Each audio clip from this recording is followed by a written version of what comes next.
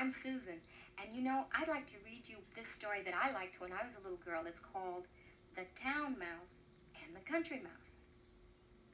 Once upon a time, a town mouse went to visit his cousin, who lived in the country. The country mouse was glad to see him.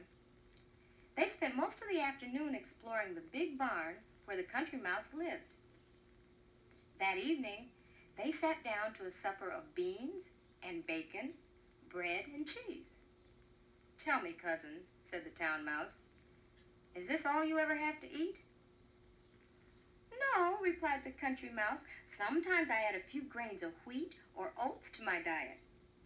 Later, if you wish, we can go down to the milk shed and have some of the milk which is left for the cat." The town mouse sighed and said, "I cannot understand, cousin, how you can live on such food as this. But then, I guess that you cannot expect anything better when you live in such a place. You must come into town with me.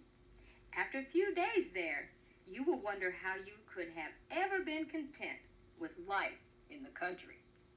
They went to bed, but the town mouse did not sleep very well. It was so quiet in the country. The only sound to be heard was the soft mooing of the cattle in their stalls. The next morning, the two mice set off for town.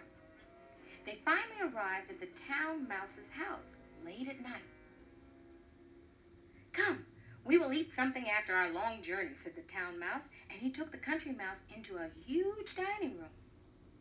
There on a long table were the remains of a fine meal, and soon the two mice were nibbling on cakes and jellies, jams and tarts. Suddenly they heard a scratching at the door, followed by loud barks and growls. "My goodness," said the country mouse, "what is that?" "Oh, it's only the household dogs," answered the other. "Only?" cried the country mouse. "To tell you the truth, cousin, while I'm having my dinner, I do not like that kind of music." Suddenly the door flew open, and into the room came two large dogs. The two mice jumped off the table, scampered through the open door, and ran down a long hallway, the country mouse following his cousin since he knew the way. Finally, they arrived out of breath on the street outside the house. "Well, goodbye, cousin," said the country mouse. "What? Are you leaving so soon?" asked the town mouse. "Yes," he replied. "Better bacon and beans in peace than cakes, jellies, and jams in fear."